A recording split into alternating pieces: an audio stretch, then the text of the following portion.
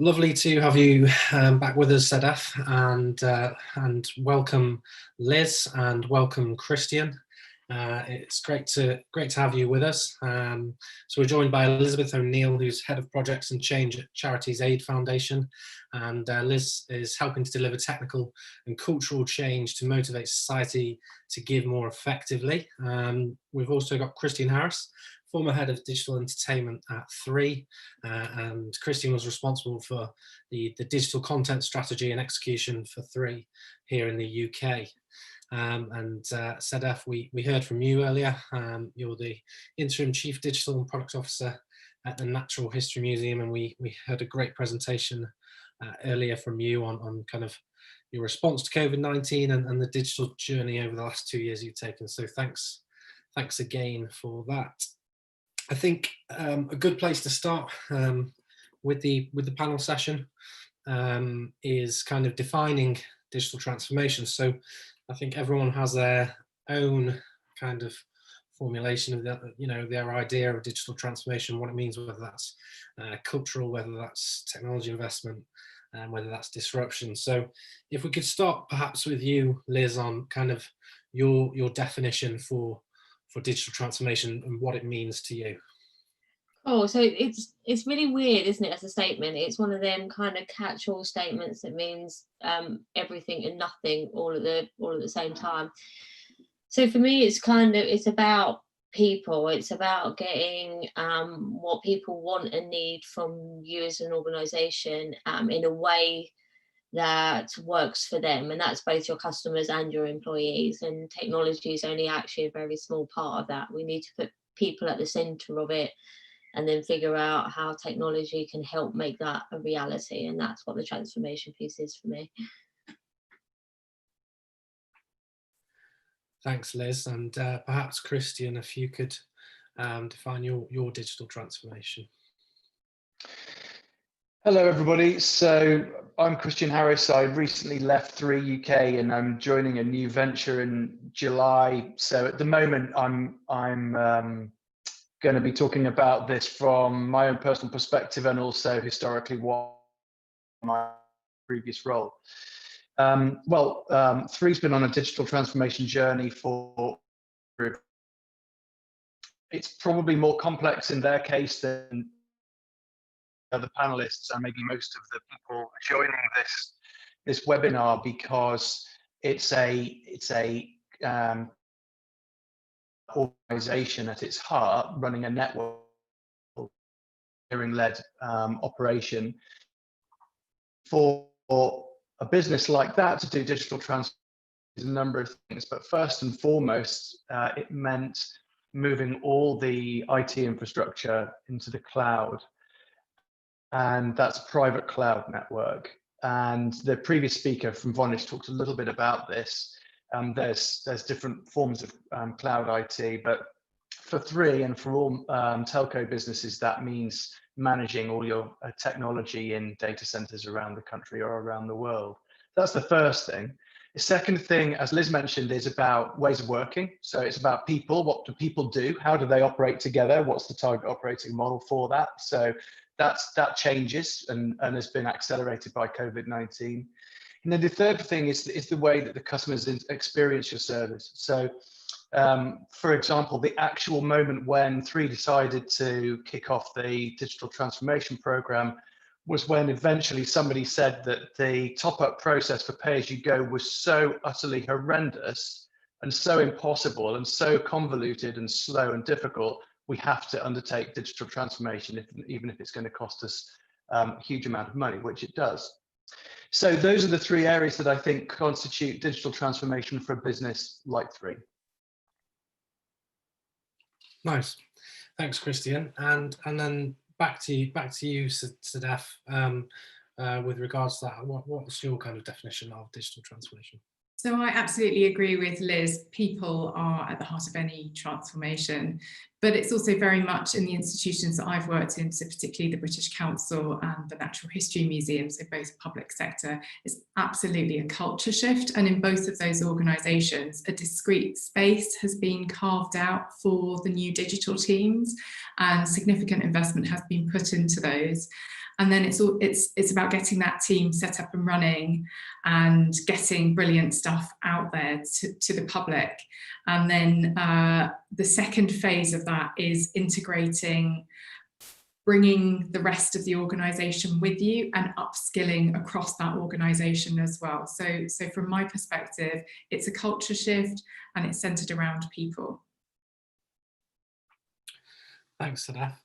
And then moving on now, so we obviously realise that digital transformation is nothing new, and organisations have been on some kind of digital transformation journey over the last 5, 10, maybe even 15 years in different ways.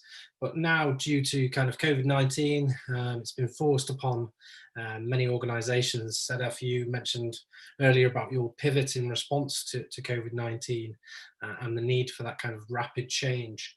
But what would you all consider kind of transformation priority during this time? So whether that's new ways of working with digital technologies or creating new consumer platforms, or even the more cultural side, so the lean approach, or whether it's going to be rapid automation, all these different things. What would you say kind of is the priority? And perhaps this time we'll start with you, Christian, on that one. Hi there. Yeah, thanks, Chris. Well, the first and biggest challenge of a business like Three is having 335 retail outlets, because obviously when those are no longer in use, you have to have a really sharp focus on the digital customer journey. And it's often the case, not always, but often in large corporates, that there is a little bit of siloed thinking in the way that customers experience their journey through your service. So you might have a set of things that you expect to have in retail, which could be quite different from what the customer is expecting in a digital environment, say online. So that has provided an opportunity to harmonize things and try to make sure that they can be, so that they reflect one another. So if offers in retail, then you have them in vice versa, which might sound obvious, but it's not always the case. So that's the first thing. I think the second thing is ensuring that you've got the capability to offer a full service digitally. So there are still a lot of businesses in the UK who have a hybrid setup. So they have quite a lot of capability on digital, but not everything. And some of it is still physical or bricks and mortar. The impact of COVID-19 on businesses like that is to have to complete that step, complete that 20 or 30% that perhaps was lacking previously. And that's a major challenge. I would say that's the second thing. And then the third thing, which everyone's talked about in all the sessions so far today, and I think is absolutely right, is how people are expected to work in an environment like this. In fact, in Three, we had a working group set up last year to explore flexible working. And I think it's just worth out that the difference between remote working on the one hand and flexible on the other. Remote working is just being able to do things through Zoom, Google Meetings, Hangouts, whatever. And the other one is flexible working, which is allowing people to work how they want, when they want. So, for example, someone mentioned Slack in one of the previous sessions.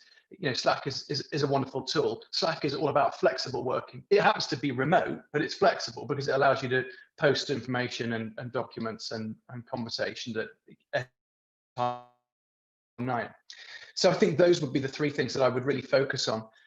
It's the customer experience, harmonizing digital and physical, and enabling the employee with the tools they need to work in an effective manner. Thanks, Christian. And what about yourself, Sedef? You know, what would you see as transformation priority right now? So at the Natural History Museum, it's really been two-stage. So we've had to furlough staff, so it means we are down on our capacity. So as the doors of the museum closed and everything was shut from the 18th of March, it was very much a focus on, what can we do with the resource that we've got? What can we do to keep our users, our customers, our readers and our visitors engaged? And that was absolutely content. So it was putting out new content, but it was also curating content for members and patrons, and it was looking at taking our museum events into online events so that many, many more people could access them. So stage one was content. Stage two that we're moving into now is absolutely around product. So we are looking at what new products and services we need going forward to help sustain engagement and help deliver great experiences to our users, visitors and readers. Thank you. And Liz, yourself? I'm going to start a little bit with kind of just explaining what the Charities Aid Foundation does for people that don't know, because it will provide a bit more context. So we provide financial services to the non-for-profit sector, and part of that is we run a full-scale bank for charities. So as you can imagine, moving a bank that is 100% based in an office to being able to work remotely is quite a big challenge. And we've managed to, that's where some of our focus, as well as the rest of our organisations working remotely. We were pretty much 100% office-based before COVID-19. So that's been one of our biggest challenges. And unlike some of the big banks, we've kept our full call centre opened, and we've still provided every single service we do to our customers, which is a massive testament when we're a non-for-profit ourselves. So we don't have the resources and money that some of the big banks do. Within this situation, non-for-profit organisations are really, really struggling, obviously being able to fundraise and whatnot. So making sure we have added new products and services to help support our sector has been a real focus for us over the last 3 months, including new grant services and being able to get money out to the charities that need it. The second part of that is probably automation is a big part of it. Like many financial institutions, we look quite nice on the front end, but there's still quite a lot of manual and paper processes in the back end, and being able to automate them when we haven't had people in the office has been one of the biggest challenges for us, and we've actually managed to do that really well. Some of it quite tactically, and some of it with a bit of a sticky plaster and whatnot, but that's the two focuses for us currently. And then I think you're right, comms out to our sector and making sure people are aware of what's available, and how to support the third sector has been the other focus for us from a content point of view. Of course. Thanks, Liz, and thanks everyone for those answers there. Some nice insights. And looking now towards kind of more internal transformation, I think reading a lot more about kind of employee experience at the moment and how that's potentially at the front of the queue with regards to digital transformation. So digital technology and transformation no longer a nice to have, but an only way work will be done kind of scenario now. What can kind of business leaders and workforces expect in such a shift in managing workforces, and whether that's kind of the investment side, so investment in digital technology tools for workplace, whether that's remote work approach, how that affects culture, of course, communication, which we've touched on a few times there, and then just kind of overall management of workforces. Obviously, we're changing a lot, and for those organisations that weren't already spending a lot of time on things like remote working and removing the need for offices in 9 to 5 Monday to Friday kind of way, how's the playing field going to be affected and change potentially beyond COVID for this, and perhaps we'll start with you, Sedef. Thanks, Chris. I think it's a great question to ask. These are unprecedented times, and there is an awful lot that is changing very quickly.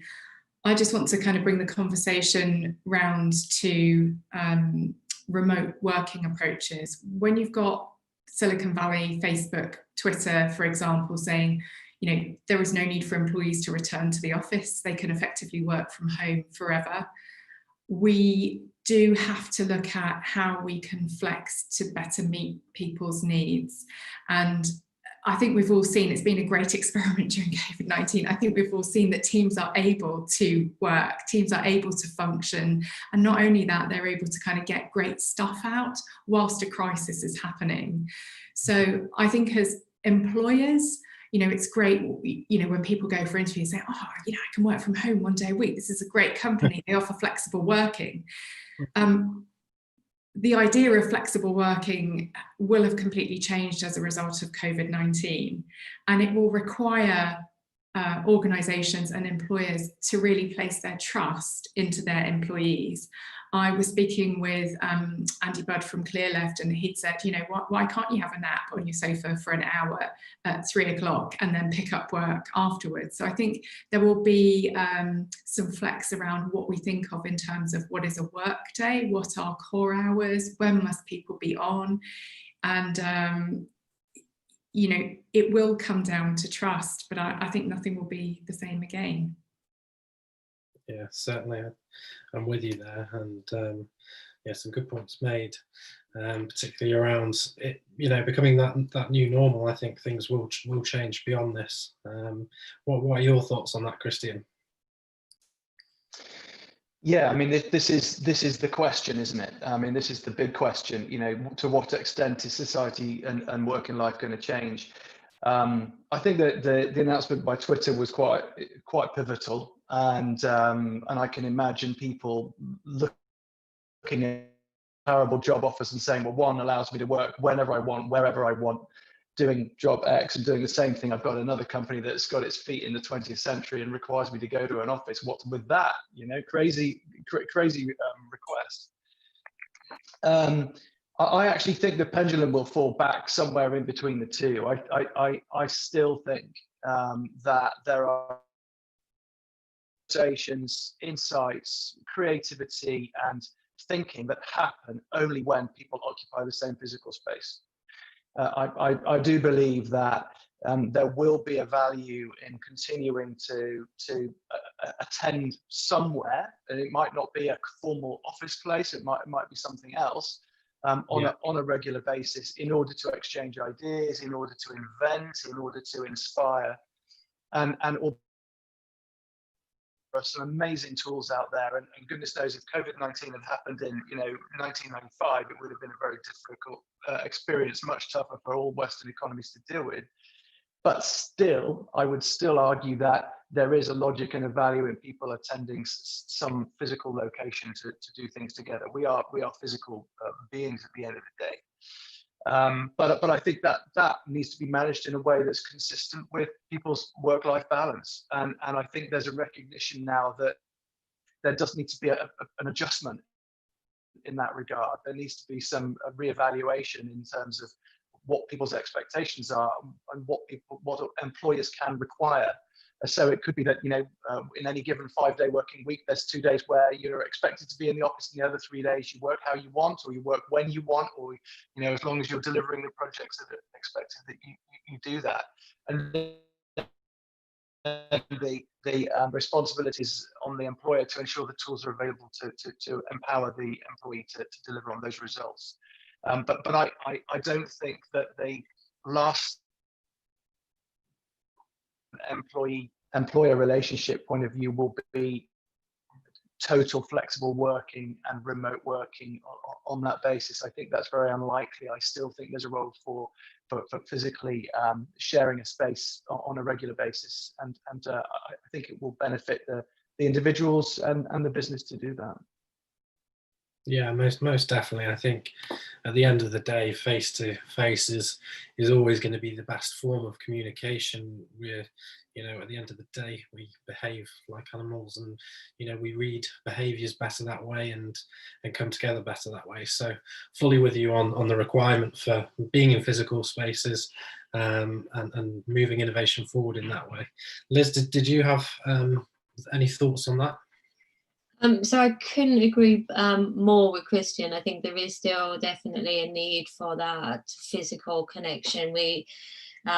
I read a really interesting article, I think last week, on video conferencing and why it's so draining. I spend most of my day every day going back to back video conferencing, and I couldn't realize just how tired I was at the end of each day. And there's a really interesting article produced on why, and I think, and actually that while it's better than telephone conferencing, it's still nowhere near as useful and valuable as face-to-face communication and people being in the same physical space.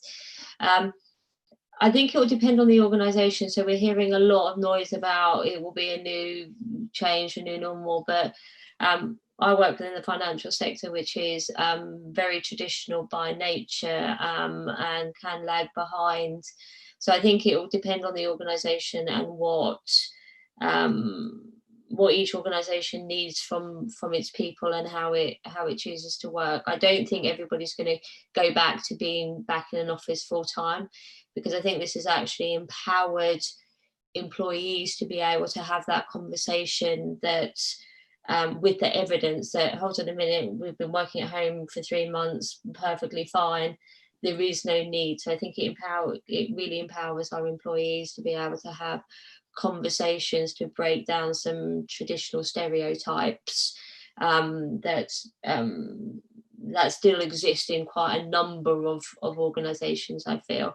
I do think it will also mean some of the organisations that sit further on the digital transformation piece will take an even bigger jump to breaking down hierarchies and moving to swarm type structures and stuff like that. So I think it will move everybody forward, but depending on where you were before the journey will mean kind of where you end up afterwards, would be my view on it.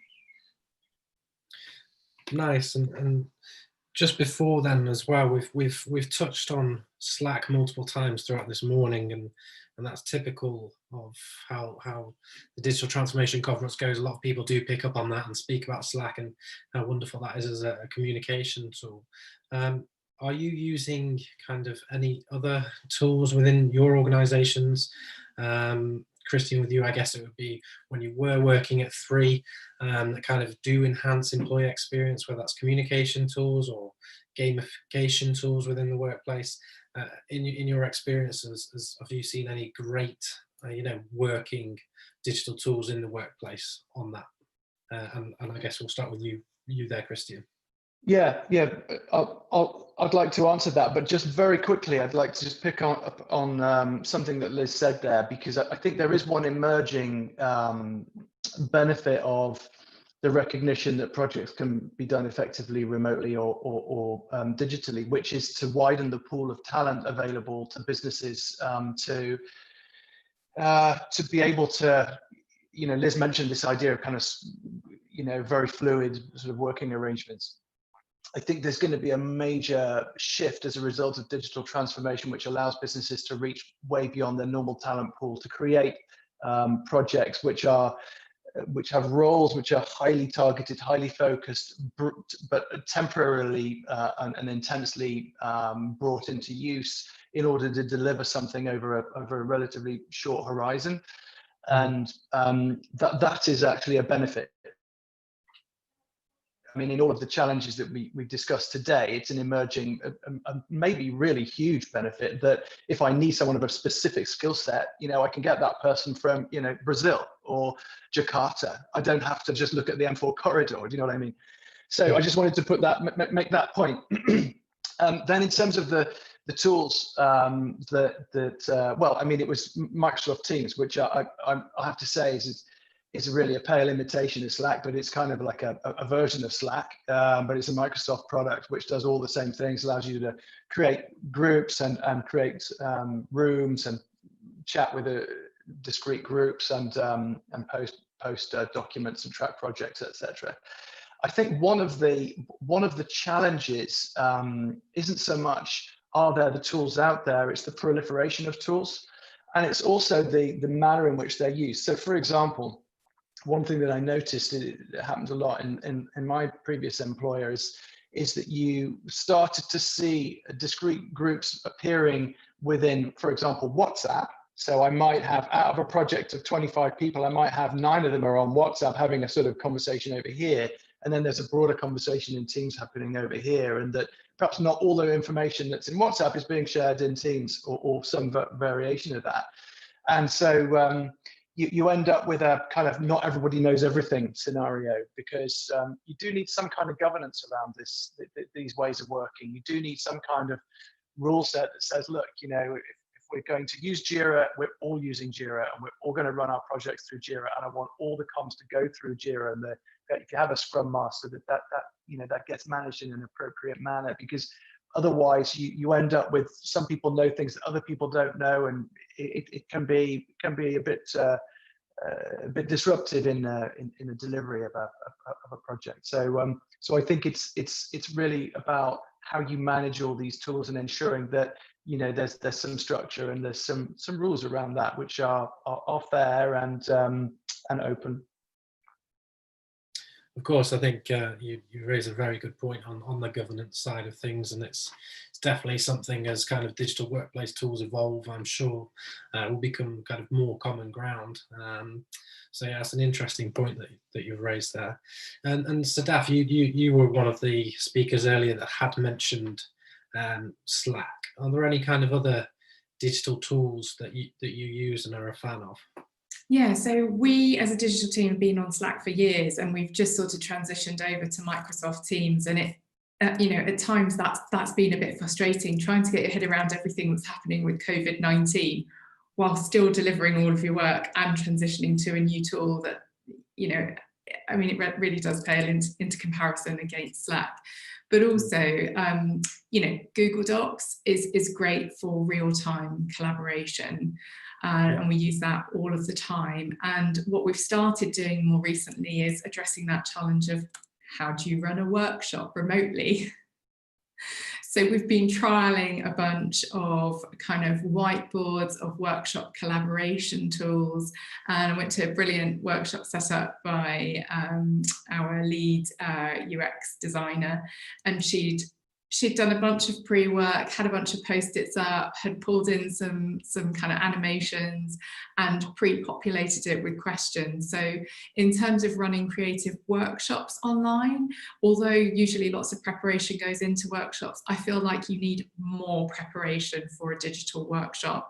And also there's something really difficult about getting people's energy levels up.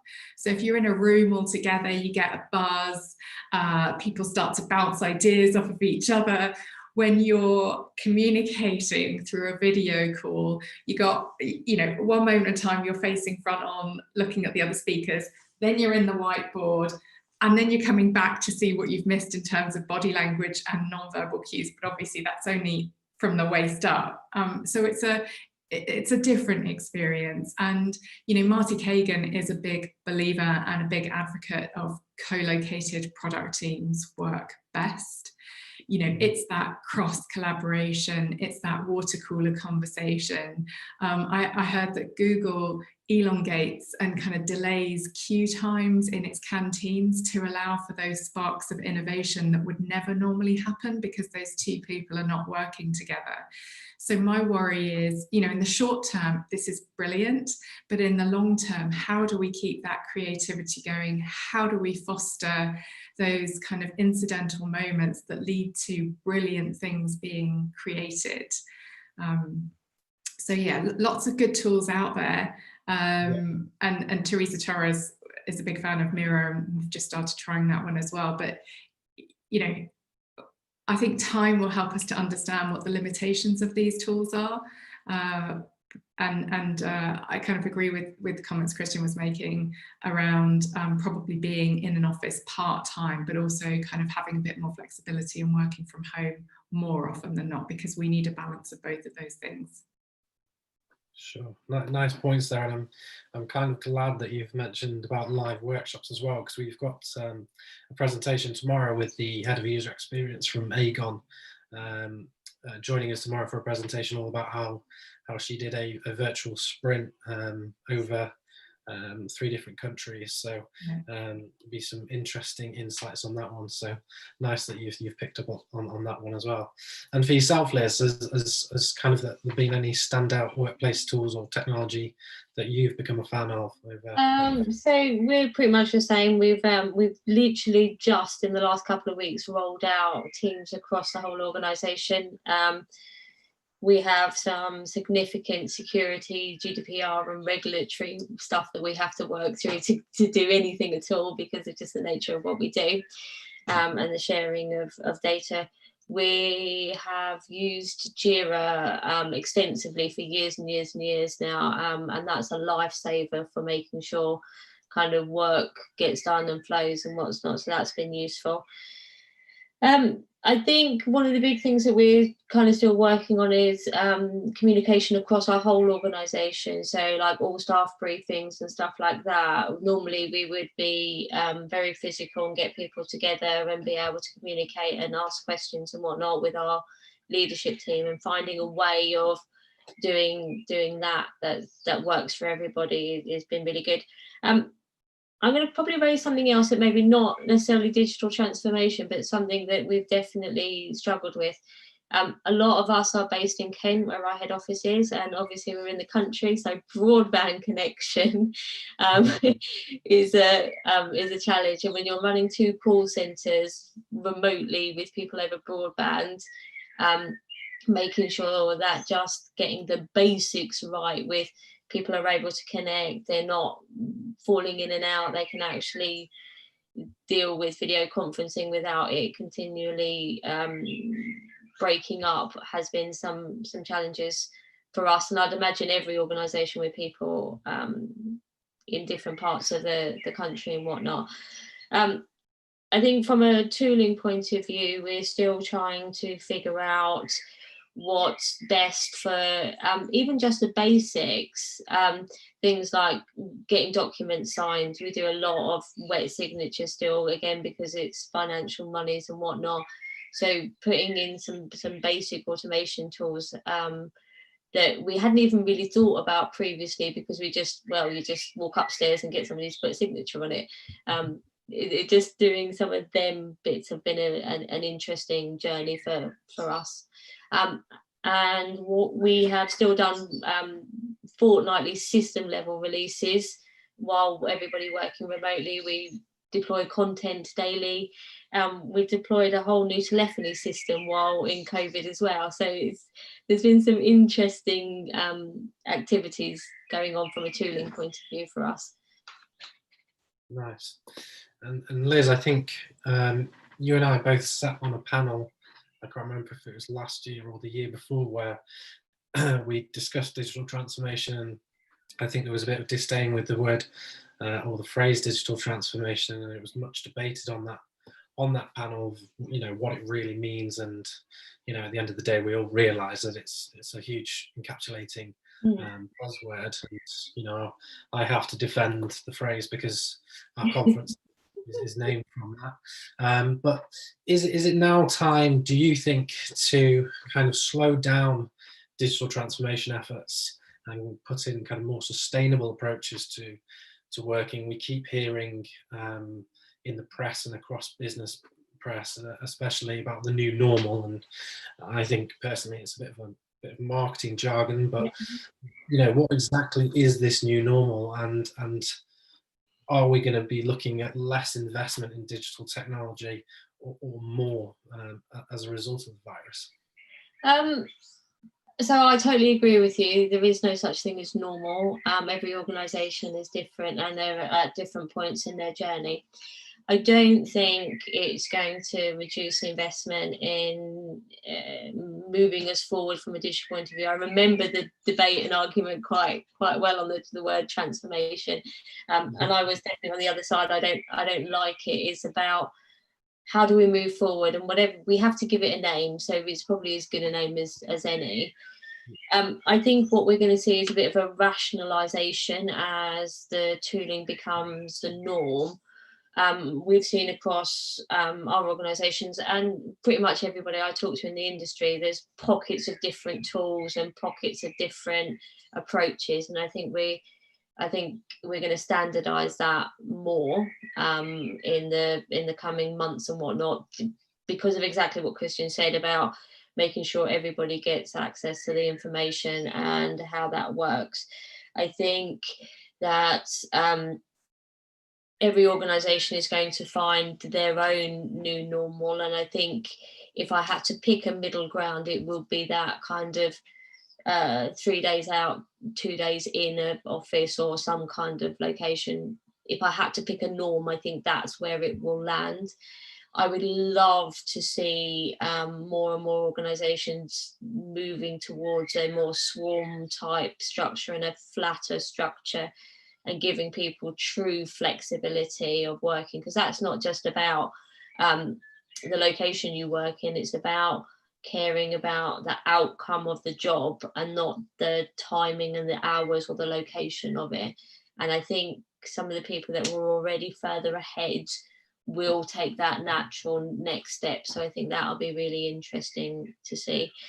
I think one of the things that COVID will do is help us to become more socially responsible with things like travel and our environment and how that will work. Do we really need to be there physically? And if we do, then that's fine. But if it can work in a different way, so I think it will help in a number of them cases, or at least I hope it does. Nice. Yeah, that's a good answer. Thanks, Liz. And with yourself, Christian, the new normal. Yeah. While Liz was talking there, I was looking at the builders in my garden and thinking, how has digital transformation changed their lives? You know, probably not very much, right? And we are, I think, sometimes inclined to kind of think inside the bubble. And we're all in these sort of technology kind of functions, and where we can access Slack and Microsoft Teams or Hangouts or whatever. And of course, it's worth remembering that there's whole sectors of the economy that don't have that luxury. But I just like to pick up on one thing that we sort of referred to or alluded to earlier, which is this point about, I think it was Sedef who said, you know, Google slowed down the queue in the canteen in order to get people to mix, if I understood it correctly. And one consequence of you know, only working with people with whom you have direct working relationship on a specific project is, of course, you miss all of this other information that's moving through an organization. So for example, if I think about Three, it was structured on 4 floors, the head office building. And, you know, we'd have, you know, for example, legal was on legal and regulatory affairs was on the first floor. I was in the product and partnership team. I was on the top floor with marketing, and then, you know, we had finance on the 3rd floor. Now, and you know, the smart people in that business made a point of moving around the building. You know, talk to people. What's going on? What are you busy with? What's happening with this? What's happening with that? And you've developed a broader, you know, better perspective on the priorities of the business, what's happening, you know, what challenges that other people having, and share ideas, share thoughts, etc. One consequence of this environment which we're describing here is a much narrower focus. It removes that limits your sort of purview of understanding the broader challenges an organization might face, or the opportunities as well. Which I think that's something that no product has addressed, and it does come back to this question about, you know, where will the pendulum fall from, like, fully flexible remote to fully office based, and coming somewhere in the middle there. To your question on the new normal, I think it's going to be what suits organizations the best, and what they need and what their employees expect. I mean, it's going to be a sector by sector thing. You know, there are services that companies render where there is no alternative to physical interaction, and you know, that is absolutely unavoidable. And you know, a lot of the retail world will remain. You know, that will continue to be the case. However, they may, through social distancing, change the way in which they present their services or their goods, and they may undertake to alter the manner in which, for example, content is used in the way that the Natural History Museum has done really, really well. So I think that's really exciting. Actually, I think that might be really, might present a whole load of new opportunities for businesses like that. But fully digital businesses probably already there. But at least it will force companies to do what 3 has done, which is to try and ensure that at least all the customer journeys are joined up, which is not always the case. Yeah, nice. And again, got a great presentation tomorrow coming on customer journey mapping. So I think that's a lot to kind of do with that. So thanks for that, Christian. And then with you, Sedef, are you a fan of kind of putting in more sustainable approaches and slowing down digital transformation, or is it very much all go with regards to digital transformation still with NHM? So at NHM, the digital transformation that's been pushed through from COVID has really been, as I said in my talk, the first step has been around content, and the second bit that's related to COVID will be around product. So the content will be there to stay, and the product work will kind of see us through the next transition. So lots of museums and cultural institutions and galleries are looking at putting in free timed ticketed entry. How long that will be there for, who knows, but it's linked to COVID, it's linked to social distancing. We need to know how many people are in the building, but also we know and understand as an organisation that conversion funnel is from digital. So we've got those 15 million people a year engaged with what we're doing, and they feel very safe at the moment in their homes. And what we're wanting to do fairly soon is open up our doors and have those people walk through our doors again. And I think it's a really interesting one. The question implies that digital transformation in itself isn't sustainable, but what I think we're saying is it's about probably embedding it and having it kind of run through organisations. And there are 2 things that come into play there. So it's as the millennials enter the workforce and as they kind of step up and take on more and more senior roles through organisations, and the digital natives and the Gen Z, they all have these things appended to them. I was running a meeting with someone in my team and they said, sorry, Sedef, I just need to pick up a really important message. And I thought for a moment, I'm also a millennial, and I thought, gosh, that's really interesting. This person, this is as a part of them, and they can't kind of separate work from their device. So there's one part of digital and digital ways of working and digital transformation being far more normalised as we have millennials and Gen Z moving through the workforce. And the other is absolutely driven by the external environment and the context. So what is it your organisation does? Who are they trying to reach? Do those people have access to devices? Are they able to be connected? I think just looking at what's happened with high street banks, so retail banking during COVID-19, seriously reduced banking hours. So a really short amount of time where people are actually able to get into a bank, and a huge push to divert people to using online banking. Well, that's great if you're all set up with the kit at home, you know what your different passwords are and how to access it. But it might not be so great. My grandma, she's definitely not on online banking. She hasn't got a smartphone and she doesn't want to have one. So we have to make sure that as we transform our organisations and as digital kind of moves forward and progresses, that we don't leave a whole group of people behind. No, I think that's a really good point. It's not one size fits all, and personalization is also key here, and in terms of serving your various audiences in terms of the digital services you offer. So it's a whole kind of new talking point on that. So good that you brought that up. So going back to you now, Liz, you've mentioned quite a few times about automation, and looking again what's being talked about in the realms of digital transformation and enterprise technology, kind of rapid automation, I keep seeing come up. Are we going to see more increases in different types of automation and reducing kind of workforces, and are these huge vast workforces going to be a thing of the past? How do you see that kind of playing out? So I don't know about rapid. Within the financial sector, we don't really do much things rapid. But within my sector, and I would say both for finance and for charities, we have had very much what I would call a duck approach to digital transformation, where on the surface it all looks elegant and nice and gleaming, and underneath in the back office the legs are going a little bit like crazy.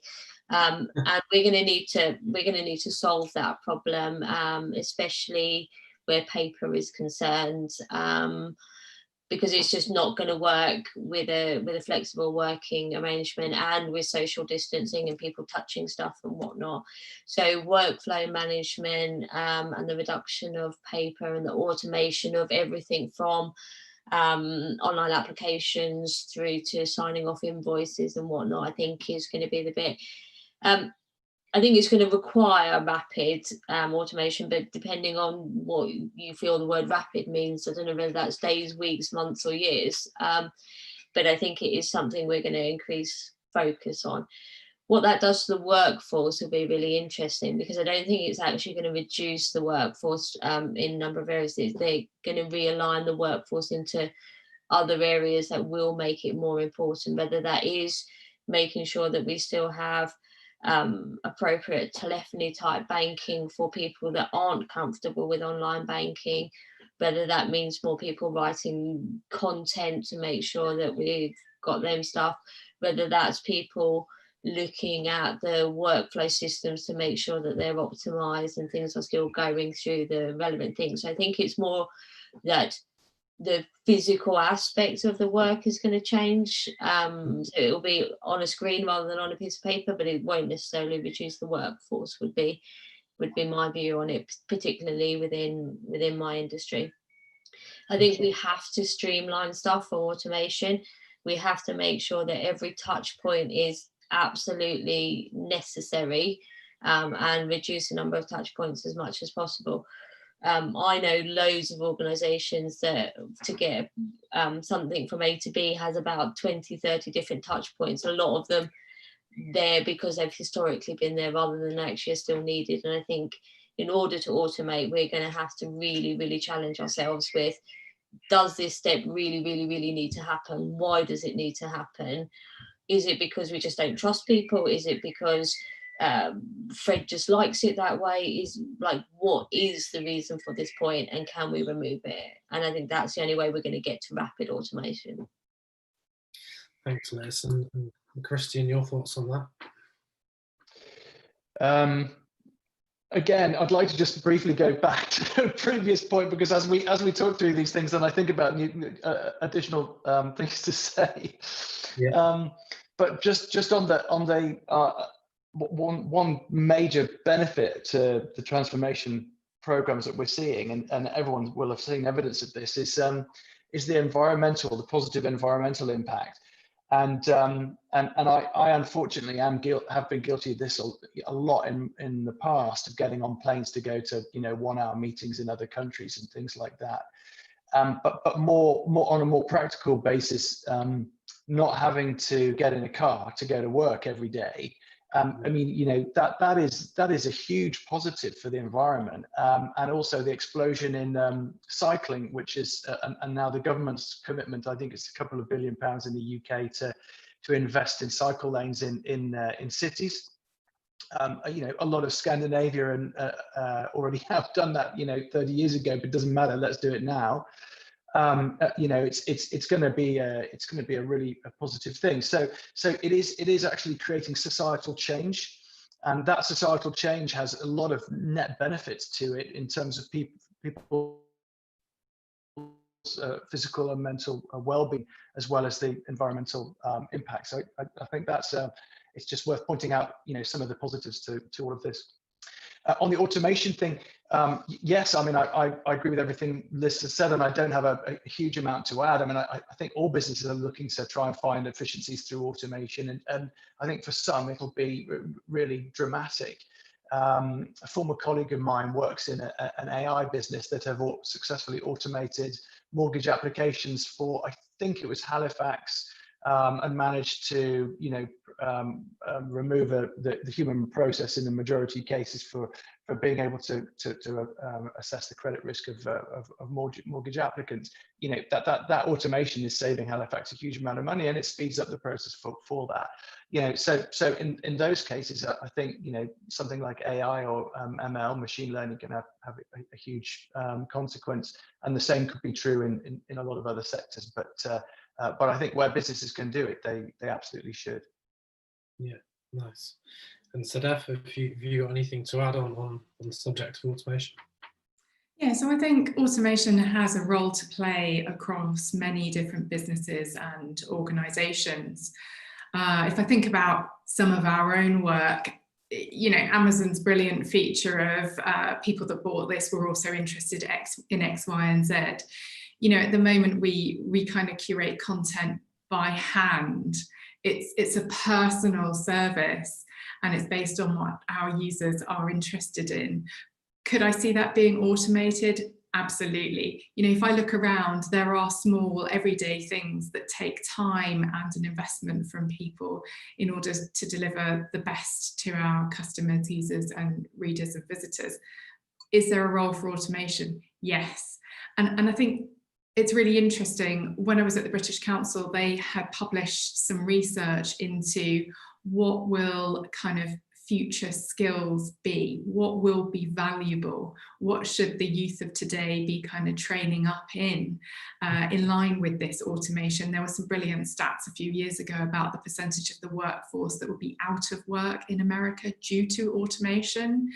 And it's absolutely going to be creativity. There will be a huge focus on creative skills. And alongside that, there will be a really big focus on soft skills, emotional intelligence, EQ, because they are all the things that we don't get from automation.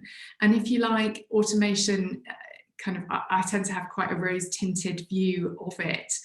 It's there to kind of clear up and do the things that can be automated that are fairly systematic, probably quite routine, and also possibly quite boring, which means that we are freer to do what we are really good at, which is to create, to connect, and to innovate. Nice, yeah, and I think you raise a good point there on the kind of the upskilling side of it, and we've got a presentation later today from Lewagen on coding boot camps and how they're kind of upskilling digital people, and I think that should be quite an interesting area to explore. So in kind of wrapping up the panel session, and I think it would be nice to kind of finish on your own points of view, on your own personal kind of learning during this time. So whether that's a new approach to your way of working during COVID-19, or some musings you've had during this time, which I think we've all been able to step back a little bit from our professional roles and kind of reassess what's happening with regards to our businesses. So what's been your biggest learning? And perhaps we'll start there with you, Liz, if that's okay. Yeah, so there's kind of two bits. So my biggest learning is that everything is possible. Necessity is the mother of invention. And the amount of conversations I've had over the last couple of months where historically I'd have been told, no, that's not possible. No, we can't do that. No, we can't. And we've done it, and we've made it work, and it's worked better than the existing process. So that's one thing. On a way more personal level, what I've learned is I'm a real organic communicator. I'm a people person, and I like being around people, and I see people's face and go, oh, I must say this, and and so that overhearing of things and that opportunistic conversation, I've really had to change how I manage my team and how I interact with people to get over that in a working remotely kind of situation. So that's been the personal learning and growth for me. But yeah, necessity is the mother of invention is the thing I'd kind of like to leave with. Nice. And yourself, Sedef? Thanks, Chris. Oh, Liz, I agree with so much of what you've just said. You know, the number of times I've heard, no, we can't do that, or it's not possible. We just wouldn't operate in that way. And all of a sudden now people are kind of knocking at the digital door and saying, oh, could we? Let's just try. And, you know, that's been really nice. So instead of being the one kind of jumping up and down going, hey, what about this? We could do this. We could try this. Let's run an experiment. People have been really forthcoming. And you know, there's been great collaboration at the Natural History Museum as well. But if I have kind of any advice to give to viewers of the conference today, it really is stay connected to your users. You know, ask them what they want from you. Don't be afraid of their answers. You can only learn from what they want or what they think is working. Stay connected and close to your data, because that gives you an indication of what's working, and you can join that up with the insights you get back from your users and your customers. But also stay connected to your team. You know, without our teams, we're nothing. And on a personal level, I have had to use a lot of heart and a lot of empathy to guide my decision making, whether that's in relation to the teams, in relation to furlough, in relation to what we're going to do, in relation to problems that people might have been having. And I read a great kind of message that someone had shared on LinkedIn, and it said, let's get one thing straight. We are at home trying to work during a global pandemic. You're not just working from home. And I use that, and I said it to my team time and time again, and just reinforcing that we're all human and we are all trying to do our best. And by doing that, it gave the space and ability to my team for my team to say, hey, actually, I need to look after my toddler this afternoon, but I'll be back online a bit later. And it gave the ability for us as a digital team to flex, and across the Natural History Museum as well, and accommodate things in a really personal, human way that perhaps wouldn't have been as acceptable before COVID-19. Nice, some good points that resonate well there. Thanks, Sedef. And finally, yourself, Christian. I guess you asked for my personal reflections. I think actually on a societal level, it's made the entire society reevaluate what's important. Yeah. And especially place more value on the NHS and on people who perform critical roles in society. And some of the things that seemed important before COVID-19 now seem a bit ridiculous and a little bit pointless. And so I think it's changed people's balance of that view. I think secondly, it's re-emphasized the importance of things which are local, people's physical proximity to things and people and services. And the value of that even in a digital world. And then my third observation is, having had a little bit of time out from work, bricklaying is much harder than it looks. That's it. Nice. Thanks, Christian. Well, it's been a real pleasure having all of you with us. Liz, great to have you back with us. After speaking with us a few times in previous digital transformation conferences in a more of the live format, it's nice to see you in this digital capacity, which is the new normal for the time being.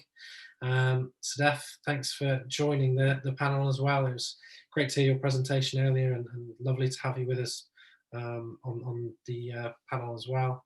And Christian, great to have you here with us, and all the best with Life Beyond 3 and the new venture.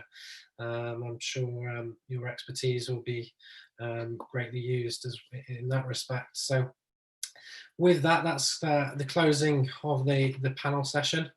Some good discussion there, and some nice insights from those working on the forefront of digital transformation efforts and innovation. So real good to hear from those individuals.